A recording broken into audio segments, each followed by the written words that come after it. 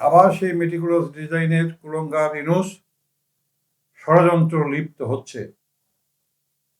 Already দেশ বিদেশে তার যে লোকগুলি আছে সেই লোকগুলি আবার সেই তাসের ডিজাইন অনুযায়ী শেখ হাসিনাকে যখন দেশে থেকে চলে যেতে হয়েছে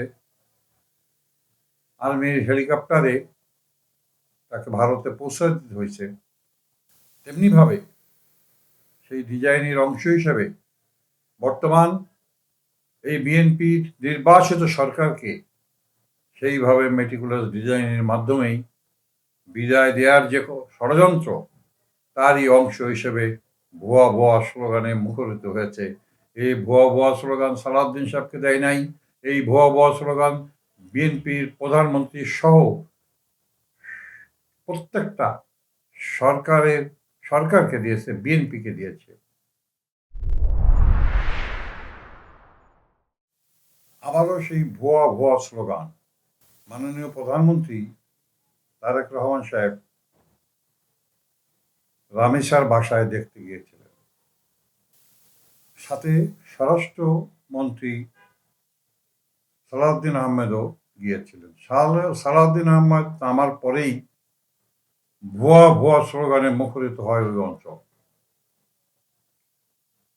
আসলে ভুয়া ভুয়া স্লোগান তো সালাউদ্দিন সাহেবকে দিয়েছে, মানে প্রধানমন্ত্রীকে দিয়েছে, মাননীয় প্রধানমন্ত্রীকেই ভুয়া ভুয়া স্লোগানে মুখরিত করেছেন। এই ভুয়া ভুয়া স্লোগান হচ্ছে সেই কুলঙ্গার ইনুসের তৈরি করা স্লোগান, যে স্লোগান সেনাপ্রধান এবং সেনাবাহিনী দেখলেই ভুয়া ভুয়া স্লোগান দিত। এখন সেই ভুয়া ভুয়া স্লোগান আবার আরম্ভ হয়ে গেছে বাংলাদেশে। আমি আগেও কয়েকটা কন্টেন্টে বলেছি, আবার সেই মেটিকুলাস ডিজাইনের কুলঙ্গার ইনুস ষড়যন্ত্র লিপ্ত হচ্ছে। অলরেডি দেশ বিদেশে তার যে লোকগুলি আছে সেই লোকগুলি আবার সেই তাসের ডিজাইন অনুযায়ী শেখ হাসিনাকে যখন দেশে থেকে চলে যেতে হয়েছে আর্মির হেলিকপ্টারে, তাকে ভারতে পৌঁছে দিতে হয়েছে, তেমনিভাবে সেই ডিজাইনের অংশ হিসেবে বর্তমান এই বিএনপির নির্বাচিত সরকারকে সেইভাবে মেটিকুলাস ডিজাইনের মাধ্যমেই বিদায় দেওয়ার যে ষড়যন্ত্র তারই অংশ হিসেবে ভুয়া ভুয়া স্লোগানে মুখরিত হয়েছে। এই ভুয়া ভুয়া স্লোগান সালাউদ্দিন সাহেবকে দেয় নাই, এই ভুয়া ভুয়া স্লোগান বিএনপির প্রধানমন্ত্রী সহ প্রত্যেকটা সরকারকে দিয়েছে, বিএনপিকে দিয়েছে। কিন্তু তারপরেও বিএনপির মাননীয় প্রধানমন্ত্রী তারেক রহমান সাহেব ইউনূসের হাত ছাড়ছেন না। ইউনূসকে ধরে রাখতেই হবে, কি কারণে ধরে রাখতে হবে সেটা আমাদের বোধগম্য নয়। এই ইউনূস এই দেশটাকে ধ্বংস করে দিয়েছে, এই দেশকে লুটপাট করে দেশটাকে নিয়ে গেছে। এই ইউনূসের জন্যে 400-র উপরে শিশু মৃত্যুবরণ করেছে। এটা মৃত্যুবরণ বলে না, এটা হত্যা বলে।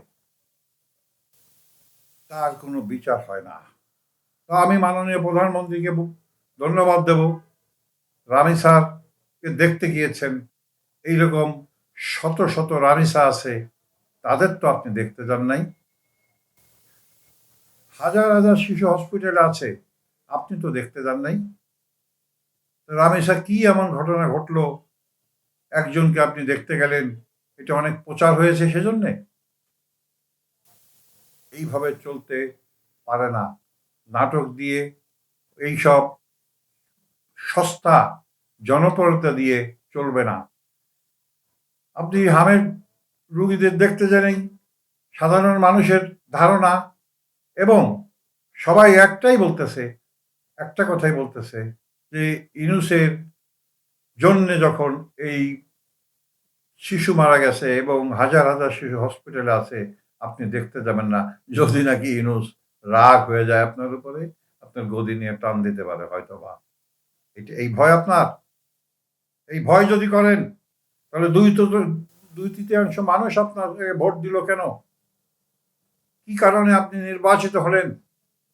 আমার জানা মতে হাজার, হাজার আওয়ামী লীগের কর্মী, নেতা আপনাকে ভোট দিয়েছে। ভোট দিয়েছে কি এই কারণে? যে আপনি ইউনূসের কথা শুনবেন? ইউনূস যা বলবে তাই আপনি শুনছেন? আপনি তো জানেন যে ইউনূস সংবিধান লঙ্ঘন করেছে। কত কিছু লঙ্ঘন করেছে। তার গ্রামীণ বিশ্ববিদ্যালয় প্রতিষ্ঠা করার জন্যে ৫ কোটি টাকা জমা দেওয়া লাগে।